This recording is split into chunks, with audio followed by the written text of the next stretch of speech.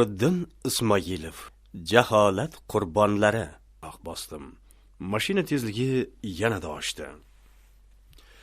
Barno yo'lni yaxshi bilar ekan. Egamqul akaning uyini adashmasdan topib bordik. Hamma yog'i qora suvoq, shifersiz uy.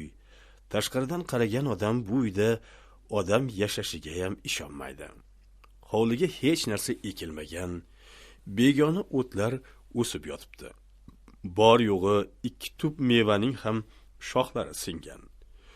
Yo'ldan uygacha bitta mashina bazo'r sig'adigan yo'lakcha bor xolos. Darvozaning esa o'rni ham yo'q. Hovlining chor tomoni ochiq. Umuman bu yerlarda hovlini devor bilan o'rab olish rusum emas. Men mashinadan tushib, biroz uy tomonga yurdim-da, Egamqul akani chaqirdim. Hech kim javob bermadi. Yana ozgina yurib ovoz berdim, lekin u yoqdan sado chiqmadi. Ozroq kutib turdim. Keyin ortimga qaytib, mashinaning yoniga keldim-da, derazadan Barnoga qarab, "Hech kim yo'q o'xshaydi uyda", dedim afsuslanib.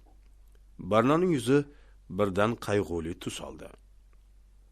"Balki qo'shnilardan so'rab ko'rarmiz", dedi u umid ko'zlari bilan boqib. "To'g'ri", deya men endi Egamqul akaning o'ng tomonidagi qo'shnisinikiga ketayotganim mahal, "Qanday shamol uchirdi?" degan ovoz keldi yon tomonimdan. O'girilib qarasam, oqsoq, salla o'ragan bir chol bilan Egamqul aka kelayotgan ekan. Jilmaydim-da, uning istiqboli tomon yurdim.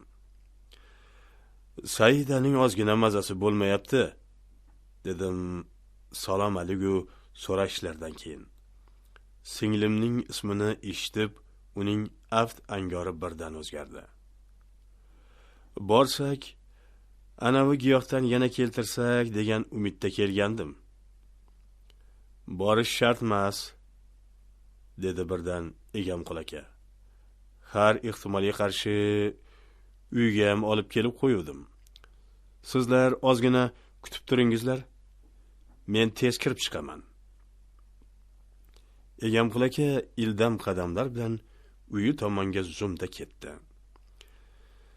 Singlingga uylanish niyati bor odamdan yordam so'rab kelishing noqulay bo'lar ekan. Egamqul aka uyiga shoshib ketayapti-yu, men o'zimni qo'yarga joy topolmayman. Hattoki Barnoning ham yuziga qarashga uyalganimdan mashinaga chiqolmay turdim. Barno Egamqul aka ketganidan keyin menga so'z qotmadi. Demakki, ahvolimni tushungan. Har qanday so'z mening holimni tang qilishiga aqli yetgan. Battar qizarib bo'zarishimni istamagan. Zero uning hamma narsadan xabari bor edi-da. Ich-ichimdan unga minnatdorchilik bildirib qo'ydim. Biz yetib borganimizda Saida uyg'ongan ekan. Taxmin qilganimday dardi yana xuruj qilgan. Buni ko'rgan otam bechora qo'rqib ketibdi. Hovlida nima qilarini bilmay, u yoqdan bu yoqqa yugurib yuribdi. U bizni ko'rishi bilan yig'lab yuborishiga sal qoldi. Egamqul aka otam bilan ko'rishganda yerga qarab turdi. Aftidan Saidaning qaysi uydaligini so'ramoqchi bo'ldi-yu iymandi. "Yuring", deya uni men singlim o'tirgan xonaga boshladim. Barno ham bizga ergashdi. Men tashqariga chiqqanimda otam supada boshini 2 kafti orasiga olib o'tirar edi. Achindim-u, o'zimga nisbatan nafratim yana oshdi. Hamma ayblar bo'ynimdan soqit bo'ldi. Endi bu yog'iga boshqalarga o'xshab tinchgina yashayman deb o'ylagan edim. Saidaning ahvoli endi bitib borayotgan yaramni yana tirnab yubordi. Nahotki bir umr shu taxlit yashasam, bundan ko'ra o'lib ketsam hamma balolardan qutulmaymanmi? Anna, shartmidi shunday qilishing? Undan ko'ra quroldoshlarim bilan birga narigi dunyoga ketganim yaxshi edi-ku, deya o'yladim. So'ng ota, Saida yaxshi bo'lib ketadi, deb uning ko'nglini ko'tarmoqchi bo'ldim. Otam chuqur xo'rsinib qo'ydi-da, shu taxlitda o'tiraverdi. Oradan bir choynak choy qaynagulik vaqt o'tganidan keyin egam qulakka chiqib keldi. Doridan ichirdim, yaxshi bo'ladi, dedi. Uning yuz ko'zidan g'ussaga botganligi shundoqqina ko'rinib turar edi. Otam birdan o'rnidan turdi. Shundagina uning yuziga oqib tushgan yoshini ko'rdim. Yig'layotganligi uchun mening gaplarimga javob bermagan ekan. Balki meni qarg'agandir degan o'y o'tdi xayolimdan. Yaxshiyam siz bor ekansiz, dedi otam shosha-pisha yuzini artib. Shu doringizdan bersangiz. Keyinga yana kerak bo'lib qoladimi? Esim qursin. Uyga kiring. Sobir, sen choy poyni tayyorla, deb otam egam qulakani o'zi o'tiradigan xonaga boshladi. Men gazga choynak qo'ydim-da, dasturxonni olib otam bilan mehmonning oldiga yozdim. So'ng oshxonaga kirgan edim, Barno kelib qoldi. U mening likopchilarga shirinliklar solayotganligimni ko'rib kuldi-da, "Bunaqa ishlarni ham boplar ekansiz-ku", dedi. "Endi sen shu uyga beka bo'lib kelguncha qilib turaylik, undan keyin ikki qo'llab o'zingga topshiraman", dedim men unga hazillashib. Barno bir oz qizardi, lekin gaplarimga xafa bo'lmadi. "Siz borib o'tira turing, o'zim qilaman qolganini", dedi. "Saida qalay?" deb so'radim undan. "Yaxshi. Egam qulaka tayyorlab bergan dorini ichganidan keyin uxlab qoldi. Ish qilib, tuzalib ketsin-da." "Yaxshi, Barno." "Nima?"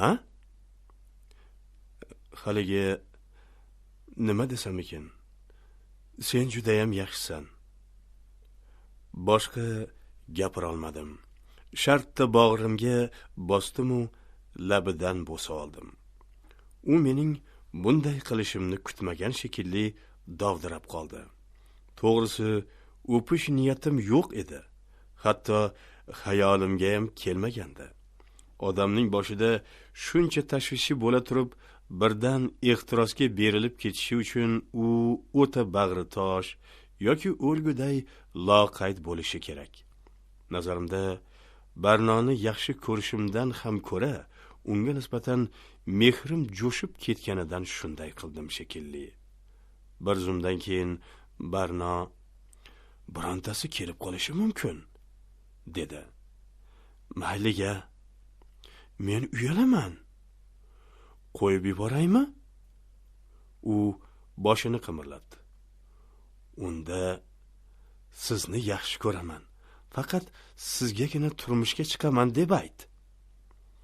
Barno chuqur xo'rsindi, lekin hech narsa deya olmadi. Men esa uning xushbo'y hid taralayotgan sochlarini qonib hidladim. "Bo'ldi, qo'ying endi, uyat bo'ladi", dedi Barno. Uning ovozi qandaydir hayajonli tovushda eshitildi. Ta'sirlanganimdan uni yanada mahkamroq bag'rimga boskim kelib ketdi. "Mening talabimni bajarganingdan keyin qo'yib yuboraman", dedim unga. "Siz nima desangiz shu", dedi u. "Bu bilan qutula olmaysan. Otangiz kutib qoldi." Uning shu gapidan keyingina men hech ham istamasam-da qizni quchog'imdan bo'shatishga majbur bo'ldim. Barno yerga qarab qoldi. Ikki yuzi qip-qizil edi. "Endi sizning bir o'zingiz turgan joyga bormayman", dedi u arazlab. Arazi erkalanishga, nozlanishga ko'proq yaqin edi. Men uning burnidan chimdib qo'ydim-da, otam bilan Egamqul aka o'tirgan uyga kirdim. Dasturxonni yozib, qand qursni qo'yayotgan mahalim otam "Mehmon ketaman deyapti" deb qoldi. "Nega?" dedim men Egamqul akaga qarab. "O'zi hozir keldingiz-ku, choy poy iching, keyin o'zim olib borib qo'yaman. Bir yo'la mashinani ham tashlab kelardim. Ozgina ishlarim bor. Bormasam bo'lmaydi. Hali bafirja o'tirib choy icharmiz", dedi Egamqul aka menga javoban. Uning yuz ko'zidan bu yerda o'tira olmayotganligi shundoqqina sezilib turardi. Uning o'rnida men bo'lganimda ham shu ko'yga tushgan bo'lardim. Saidaga og'iz solgan. Otam hali tuzuk quruq javob qilmagan. Yana o'zi singlimni davolashga majbur bo'lgan. Qanday qilib otam bilan Saida haqida gaplashsin? Ochig'i unga ichim achidi.